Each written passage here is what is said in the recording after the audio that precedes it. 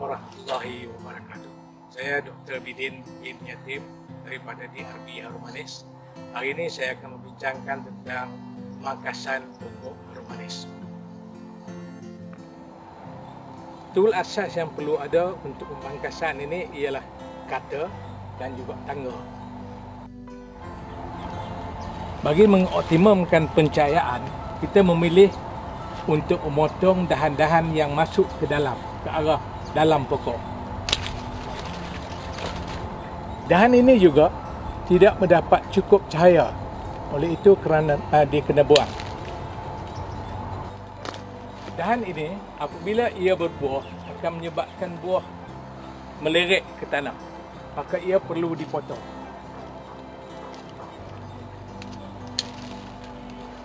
Tujuan yang kedua dalam pemangkasan ialah untuk memperbanyakkan cabang.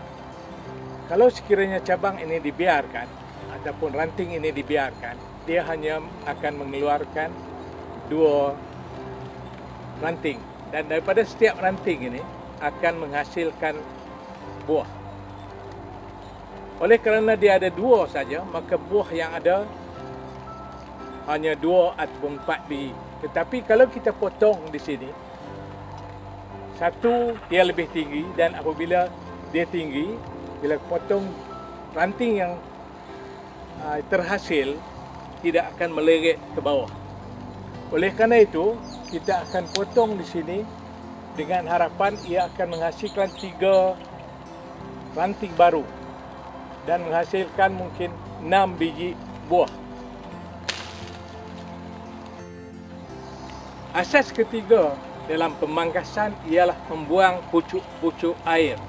Pucuk-pucuk air ini perlu dibuang untuk memaksimumkan ranting yang terhasil nanti. Apabila adanya pucuk air ini, sebagai contoh yang ini, dia akan mencuri nutrien yang akan pergi ke cabang yang akan tumbuh nanti. Oleh kerana itu ia perlu dibuang. Dan oleh kerana ianya tinggi, maka kita memerlukan kepada tangga. Apabila memotong, kita potong rapat.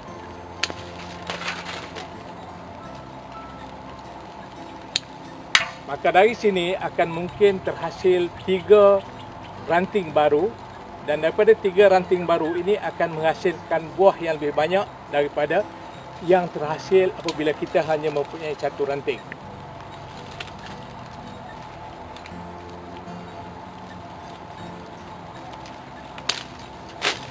Dalam memangkas, kita memangkas pada selepas buku, rapat berbuku.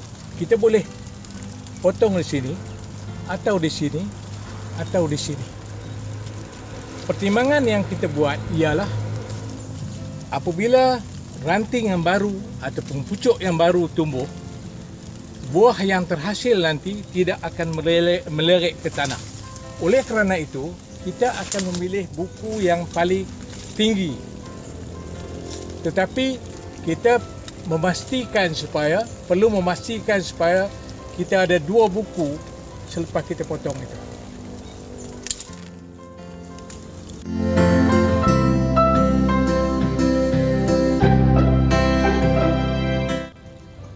Satu lagi konsep yang perlu kita laksanakan dalam pemangkasan ialah untuk memudahkan pengurusan pokok apabila ia telah berbuah nanti.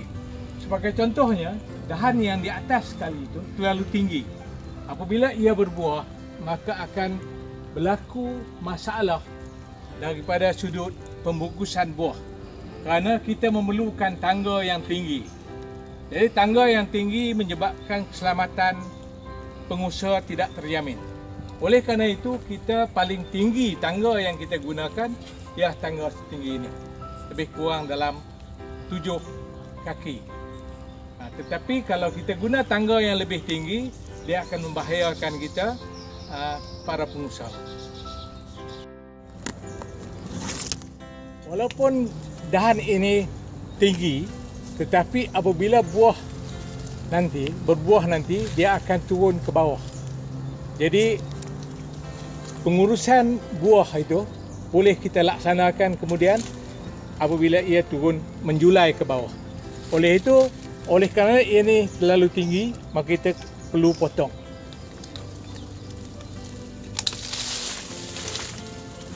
Dan oleh kerana kita nak supaya tiap-tiap hujung dahan mempunyai hanya 3 ranting baru, maka yang ini dan yang ini dikekalkan.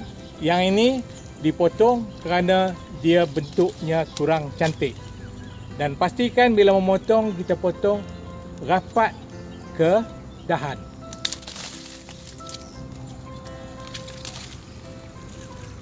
Ini adalah untuk mengelakkan daripada pucuk-pucuk baru tumbuh daripada sini.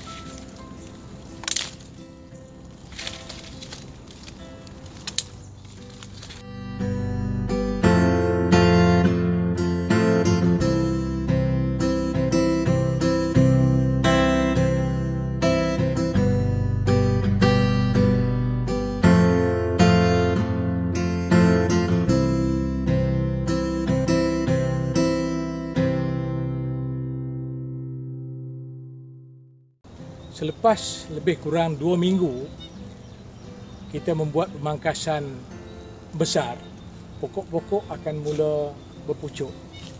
Dan pada ketika itu, kita perlu melakukan pemangkasan kecil dengan menjarangkan pucuk-pucuk yang ada itu supaya jadi 3 atau 4. Dan selepas itu, kita perlu meracun pucuk-pucuk yang ada supaya tidak diganggu oleh serangga ataupun kulat.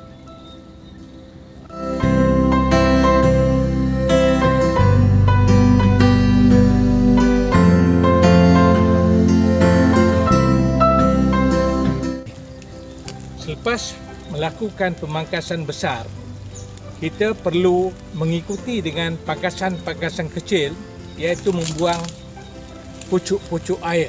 Seperti mana yang saya sebutkan sebelum ini, pucuk-pucuk air ini akan curi nutrien atau makanan daripada yang pokok akan hantar kepada pucuk-pucuk di hujung. Oleh kerana itu, ia perlu dibuang. Dan ini dinamakan pangkasan kecil.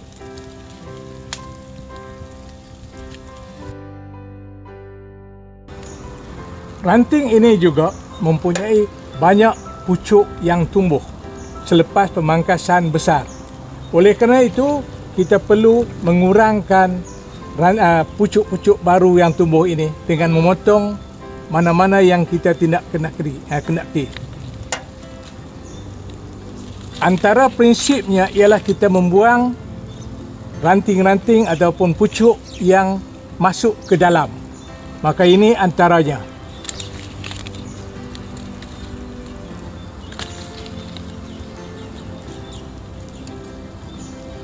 Kita ingin supaya ada 3 ataupun 4.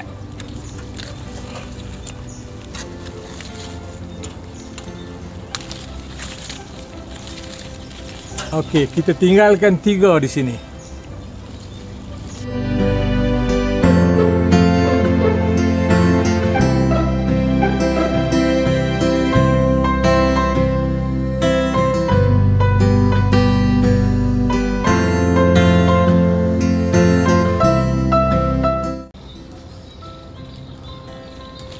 Selepas pemangkasan besar, dahan yang kita potong akan mengeluarkan banyak pucuk-pucuk baru.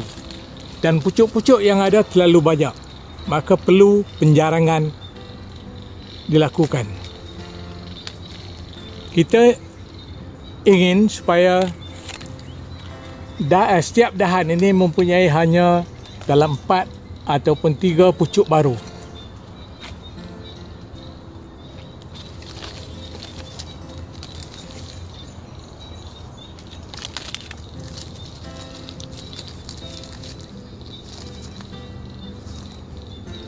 Ini akan berlaku selepas 2 minggu daripada pemangkasan besar.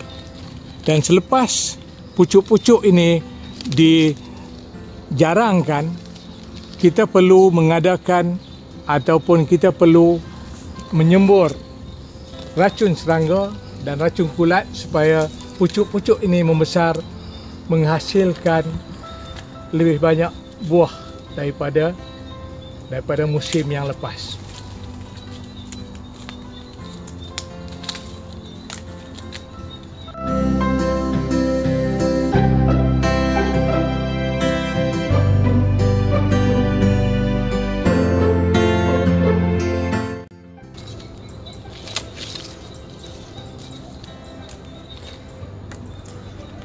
Sekian, kita jumpa lagi dalam siri-siri yang akan datang, insya-Allah. Assalamualaikum warahmatullahi wabarakatuh.